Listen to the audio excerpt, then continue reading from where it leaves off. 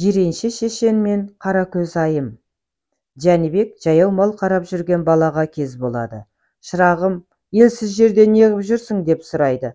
Жалғыз түйемнен көз жазып қап, соны іздеп жүр едім, деп жауап береді бала. Түйеңді тұсап қойсаң болмай ма? Түйемнің тұсауы өліп қалып еді, дейді бала.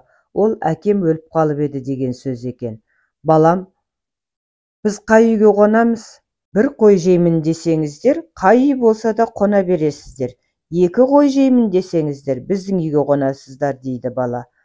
Ханның қасындағылар, мынау бір мырза бала екен, осының үйіне қонайық, дейді. Келген соң бала бір буаз саулықты жетектеп келіп, иллахи әмин дегенде, шырағым, бойдақ қой жоқ па, деп ескертеді хан. Мен бойдақ қойдың жоғын мана далада айтпап едім. Екі қой жесеңіздер, біздің үйге қонасыздар дегенім осы емес пе? Дейді бала. Қонақтар жауабына қайран қалады.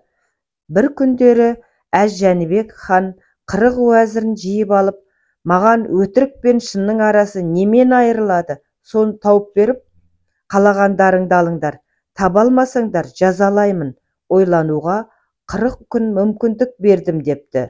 Уәзірлері 40 күндей ойлап таба алмапты. 40-шы күні болғанда хан уәзірлеріне өтірік пен шынның арасын немен айыра алатынын таптыңдар ма, дейді.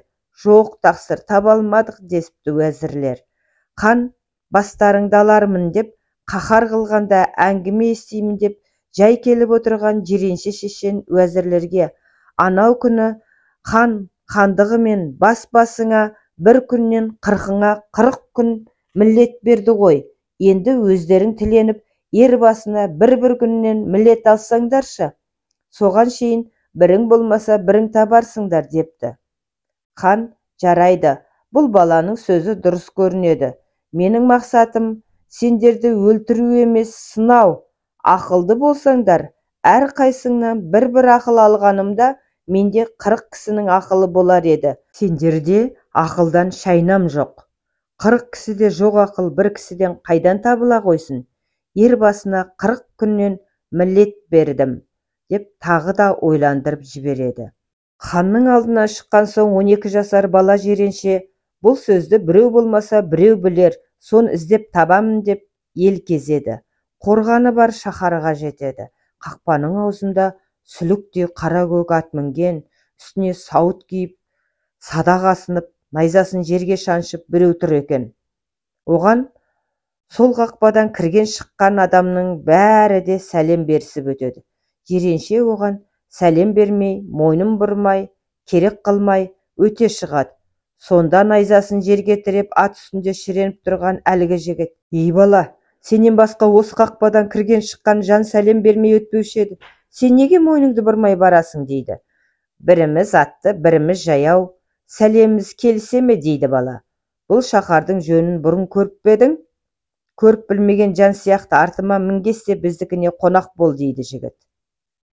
"Ер тоқымды аттың алдын бізге, артын сендерге бұрыннан бұйрық қылған. Және ат иесі алдына мінет деген сөз бар. Жұртыңды жүрде көрсет, жаяу-ақ барайын", дейді бала. Ол атты бұл жаяу үйіне ертіп кеп мейманханасына кіргізеді. Асын жеп болған соң мырза келіп: қонағым, әңгіме айт", дейді бала. "Біріміз жарты, біріміз бүтін, әңгімеміз келісе ме?" дейді. Бұл сөзге шыдап отыра алмай, үй иесі ұялып шығып кетеді. Сөйтсе, әлгі жігіт қыз екен. Кек киімін киіп, дарбазаның алдында тұрып, келген кеткенді сынауға, сынынан өткен жанға тиюге атасынан рұқсат алыпты. Олай өткен, былай өткен жолаушының бәрі де мұның әйел екенін білмей сәлем берумен болыпты. Тек жиренше көрген жерден атқа отырысынан әйел екенін біле қойып, біріміз атты, біріміз жаяу дегені, біріміз еркек, біріміз әйел, қалай сәлем берсеміз деген екен. Өзінің әйел екенін әбден танығанын біліп, біріміз бүтін, біріміз жарты деген сөзді естігенде, қыздың ұялып тұра жөнелгені сол екен. "Өзімнен білімі асқан бір адам кез келді, мені осыған берсін", деп қыз әкесіне сөз салдырады. Оны атасы хош көріп қабыл алады. жорға бие сойып, жоғарғы елді шақырып, төбел бие сойып, төменгі елді шақырып, үлкен тамаша қылып, қызын жиреншеге қосады. Екеуі қосылғансын, жиренше шешен мен қайтамын дейді. Қалыңдығы: сіз қайда қайтасыз? Әкемнің менен басқа ұлы да жоқ, қызы да жоқ. Әкем өлгеннен кейін осы дәулет кімдікі болады? Есіктен табылса төрге озба деген бар емес пе дейді.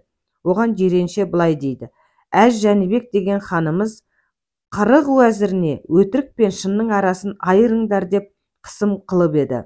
Соны таба алмай уақытша мілет алып еді. Мен оны білушілер болар ма деп іздеп шыққан едім дейді. Өтірік пен шынның арасы бірақ тұтам жер. Оның мәнісі көзбен көрген шын, құлақпен естіген өтірік. Құлақ пен көздің арасы бірақ тұтам ғой.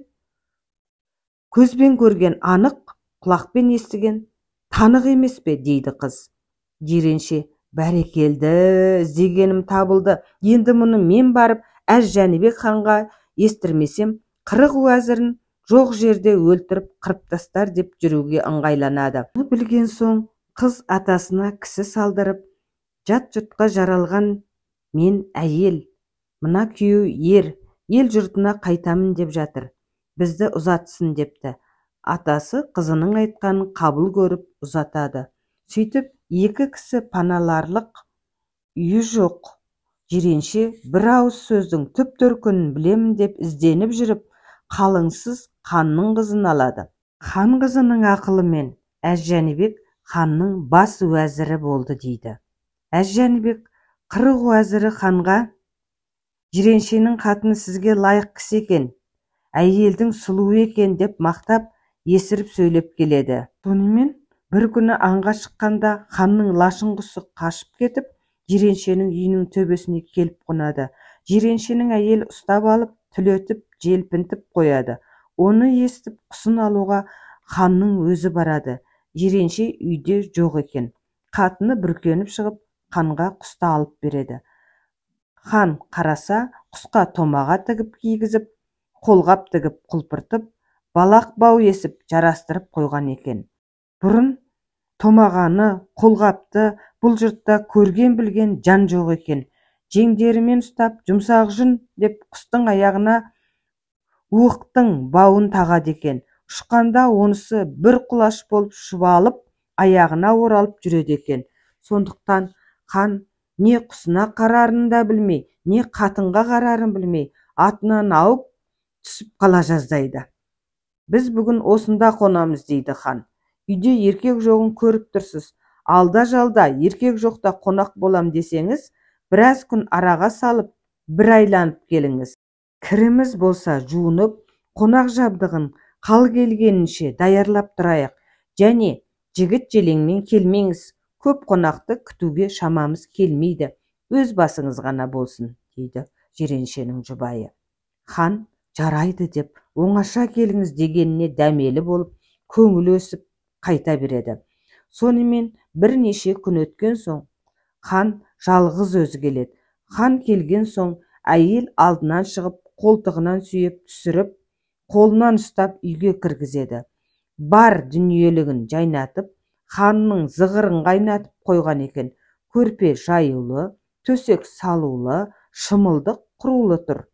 Ханды отырғызып қойып, әйел тамақ жабдығымен айналысады. Хан жалғыз өзі отырып, оған бұған көз салса, қатынның нәрселерінің бәрі кестелі екен. Жастықта да, көрпеде де, шымылдықта да, орамал дастарханда да, бәрінде де кестемен тіккен бір жазу бар. Ол: біреудің есігін қолыңмен қақсаң, өз есігіңді біреу аяғымен тебер деген сөз еді. Хан бұл сөзге түсінген жоқ. Есіл дерті әйелдің етегінде, нәпсінің жетегінде болып отыра береді. Уәзірдің әйелі бір уақытта палау басып, әртүрлі ыдысқа салып әкеліп, ханның алдына қойыпты. Хан бұрын палау жеп көрмеген болса керек. Әр түсті ыдыста болған соң, басқа-басқа қой деп, әр қайсысынан бір-бір алып татады. Бәрінің де дәмі бірдей болған соң, бұл қалай деп қайран қалады. Ақсырау, ыдысының басқалығы болмаса бәрібір тамақ дейді әйел. Ханмен біраз бірге отырып әзілі жарасқан соң, тақсыр, ас айныса не түзейді, дейді хан. Май түзейді, дейді. Қатын, май айныса не түзейді, дейді хан. Тұз түзейді, дейді қатын. Тұз айныса не түзейді, дейді. Хан бәлен дей алмайды. Тағы да әйел. Қалық айныса не түзейді, дейді. Қалық айныса хан түзейді, дейді. Хан айныса кім түзейді, дейді. Сонда хан дәнеме дей алмай, ұялғаннан бетінің терін сүрте береді. Ақырында айыбына қолындағы жүзігін сыйлап, хан қайтып кетіпті. Соңы. Тыңдағандарыңызға рахмет.